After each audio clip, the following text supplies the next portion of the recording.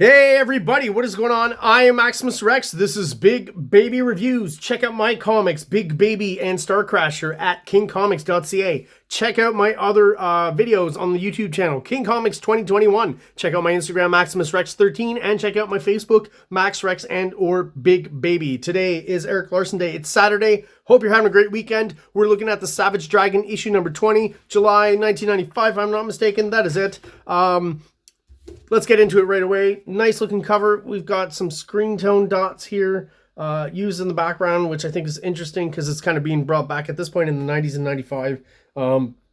Screen tones like that were almost nowhere to be seen. So Erik Larsen at that point bringing it back 30 odd years ago. But I like it. Good cover overall. That using that reflective surface of Overlord's mask very effectively as a design element. He's done this a bunch of times before, right? I feel like there's maybe even another issue. Issue 8 is am I getting this wrong with the cover is similar? It's just a big shot of Overlord. Or maybe there's it's an all splash page issue, I think that one. So anyways, I might be getting this wrong. Those of you who know probably know what I'm talking about. But yeah, cool looking cover overall. I like the stark kind of red logo here and the image eye and stuff. So yeah, pretty eye-catching cover, I think. Let's have a look inside.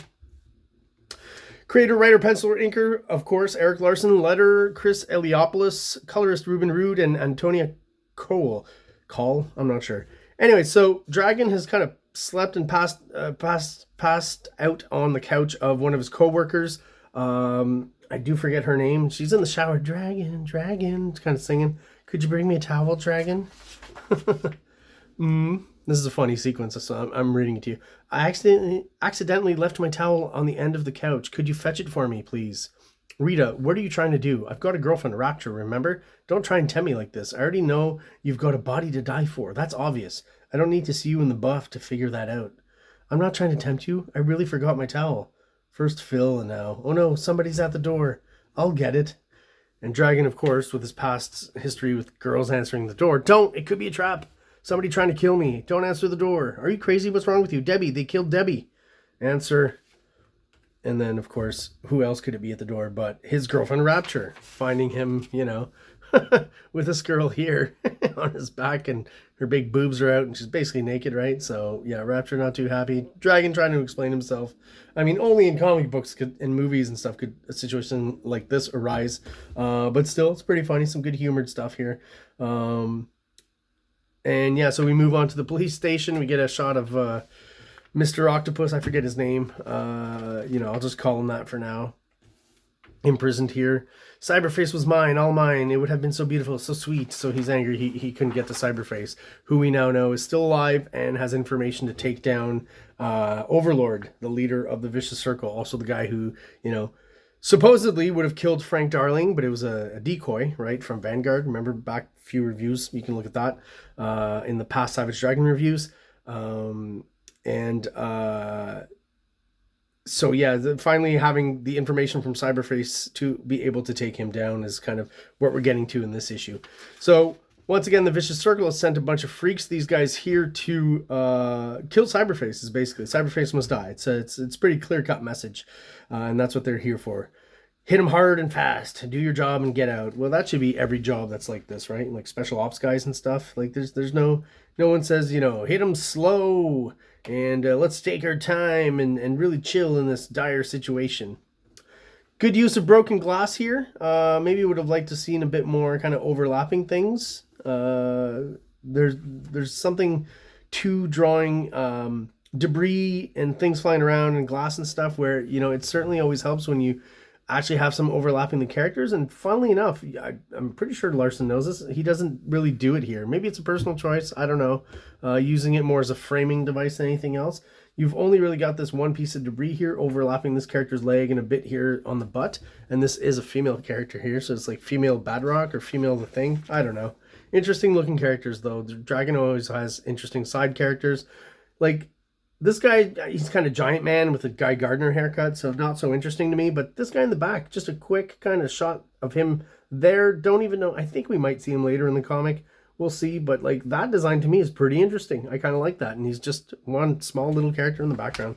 This character too, we'll see later how her powers work. And that's another kind of interesting thing of the Larson tropes of, you know, body horror and using the body as extensions, using the body to make weird superpowers relating to the body and bodily functions and things like that. So I'm sure I've mentioned many times how much I appreciate that from Larson. Using the speed lines to a lot here, and I mean, it works. I don't have any problems with it. Eric Larson's not one of those artists who skimps on background. You've got background here, establishing the police station, you know, here for movement, but you still got some debris and stuff, so I'm cool with that. The floor, the walls here, you know, nothing to say about his background. Sometimes they're a bit sketchy and quickly drawn, but that's fine because they still do the work they need to do. Even here with the speed lines, you get just the smart, you know, design sense to put a bit of a desk on this end here in the foreground with her, and kind of, you know, a filing cabinet back here, you know, almost like he's in the middle ground and that's in the background. So even within that, you know, super dynamic movement, you've got some layering that creates more depth in that image. Yeah, so her character, she uses her veins that extend out of her, or blood possibly, as like kind of solidifies, and she can do stuff. I'm not quite sure exactly how that works. It's kind of gross, but kind of cool as well. So that thing-like characters, I guess some sort of lava character, so just barf some lava all over this gentleman here, who's been here for a few issues, so I'm kind of sad to see him go, or, you know, I don't know if he's dead or not. You know, it's Savage Dragon, so who knows, but man, he's definitely getting Robocopped there, right? Very similar to that character in Robocop who gets, you know, drives into the toxic waste vat and then comes out all melty and stuff. That's kind of the vibes I'm getting there. I'm going to reference Robocop a lot because it's a great movie and it's got great sequences and it's definitely a classic. It's one of those movies on my short list of movies that I could watch, you know, once or twice a year and not get tired of it, and I love it. It's a little obsessive. So I guess they've kind of patched things up here, and Savage Dragon is explained. Obviously, there's nothing actually going on, but, you know, Rapture's going to be a little bit jealous because he does run off with Rita Metermaid, is that her name? Because they are police officers and they got a job to do, and Rapture's injured with her broken leg, so she kind of feels left behind, right? It's kind of, and this is the left behind panel, which is done very well here by Eric Larson. You know, the dark shadows and stuff, and the down shot, the character alone in a room somewhere, right? The isolated lighting. You know, sometimes it's like under a street lamp or something. Just giving you examples. Alex as well is injured. Her boyfriend keeps not wanting to be exposed to danger, but she's like, I'm a police officer, you know, that's my job and stuff. So there's clearly something weird going on with her boyfriend. He's kind of a beta male, and I'm sure something's going to come of it. I don't know what, because when I was a kid, I wasn't reading Savage Dragon anymore by this point. So where that's going to lead, I don't know, but again, because it's Eric Larson, I know it's going to lead somewhere interesting and weird, probably. And it's not just going to trail off. You know, all of his subplots always tend to come back at some point. And I mean, this issue is pretty breakneck. There's a lot of action in here, and a lot of story being told as well. So it's yeah, he's a master at this. Again, the best written series at Image, early Image. So basically, back at the police station that's being attacked. So you know, all these guys once again trying to get at Cyberface. This guy gets shot in the back. He's a recurring character, a police officer. So I don't know if he's dead or not. We'll see. Or if he's just injured, but Rita Metermaid's kind of, you know, caught off guard, and this guy's about to kill her, but of course, who saves her but Rapture? Of course, with a warning, I just saved your butt, Dairy Queen. Now keep your hooks out of my man or lose it. And it's pretty funny that Rapture's, you know, making fun of Rita Metermaid for having huge honkers, because, I mean, I think they're probably bigger than Rapture's, but both these characters and most of the Eric Larson lady characters have pretty big boobs and tits all the way throughout, so... at least up till now. So this character, Guy Gardner, Giant Man, bowl haircut, thinks he's got Cyberforce in this room, pops in there, and of course, not expected, but we've got Frank with a huge ass gun and just blows him away. We don't see it though. You know, Rob Liefeld shows it when Chapo blows his own head off, but Eric Larson, you know, he's a classy, tasteful man, so no actual, you know, visceral shots of the head explosion. Everything else is pretty much game, though, when it comes to body horror, body gore, right, in the Savage Dragon series. Yeah, another kind of interesting design, maybe the costume more so than the haircut, but yeah, Larson is just a master at creating all these characters. All right, so the battle is won, right? Everything's kind of reassessing what's going on, and then we get some exposition from Cyberface. Basically what we've wanted to hear ever since we've known he's still alive. So I'm going to read that out to you rather than just try to describe it, right? So obviously as it relates to Overlord, right? And the idea that they're tired of this guy, the leader of the Vicious Circle, and they want to take him down. Okay, so Frank says, this is just their first wave. There will be more. We don't have time to waste. We've got to take down Overlord now.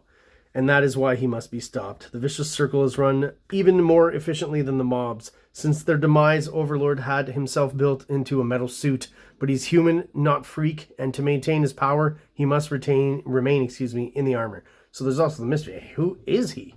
It's become his prison. He eats, sleeps, and craps in the suit. That's an interesting, fun, disgusting detail. He has no other choice. He leads through intimidation, but his men have no love for him, no loyalty, because he is not one of them.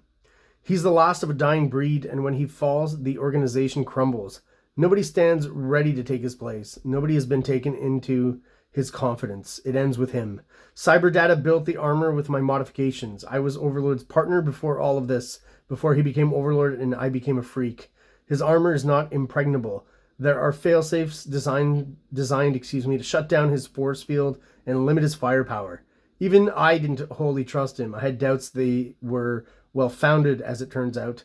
The blind spot that allowed you access to Overlord's private elevator has been eliminated, but that's not the only way in. I can help you to defeat him. I'll testify against him. I'll reveal everything, but I must have my freedom. I must. Rest. It's been a long day for all of us. Help us and you'll walk, Cyberface. That I can guarantee. Ready? And boom! Double page splash of, Predator, all the trained guys with the huge guns off to kill the creature. In this case, not the Predator, though, but they're going after Overlord. Nice kind of double page splash. See, I approve of this, even though there's no other storytelling bits. It, in and of itself, tells a pretty good story. It's like the Expendables, kind of, the movie poster, whatever. Like I said, Expendables is also based on the ensemble cast of muscle guys and tough guys in Predator, I think. If you want more Predator references, right, the red light within the helicopter. And then they are storming the building. And it's the last standoff between Dragon and Overlord. And he's been expecting them. Of course he has, right? And again, like a great perspective, right? All guns pointed at him. Very kind of Stanley Kubrick. I like it. Almost like, very symmetrical. Except for the apartment, which is nice. Breaks it up. Once again, great backgrounds all around. Really sets the mood of his penthouse apartment. And that's where it ends for now. We're going to continue on next week with issue 21, see where that goes. Yeah, Larson really got into it in these pages here. Jesus, look at the length of that.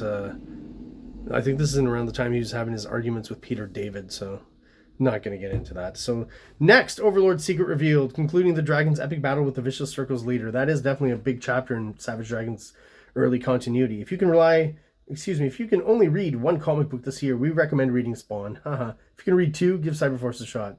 Okay, I see where this is going. If, on the other hand, you can read 3 comics, we beg you to give the Savage Dragon a thumb through. It will be worth it. And here's an ad for Vanguard #1. I don't remember that being the artist on the cover. Maybe I'm wrong about that. Anyways. All right, guys, so there you have it. Savage Dragon issue number 20. That is the review for this comic. So if you are subscribed and still watching the videos after all this time, thank you so much. I really appreciate you being there. If you are watching the videos but are not subscribed, please do so below. It takes a second for you. Really helps the channel out, helps us grow, and helps get us out there and our videos out there to people who are into the same kind of stuff that we are, namely comic books. So go out there, have a great Saturday, have a great weekend, and have an awesome day. Like, subscribe, like, subscribe.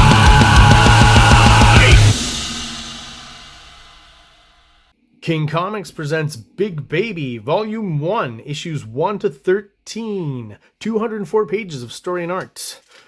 King Comics also presents Star Crasher one-shot, 32 pages, cosmic sci-fi surrealist adventure. You can find these fine comics at KINGCOMICS.CA, at MaximusRex13 on Instagram, or on Facebook, MaxRex or Big Baby.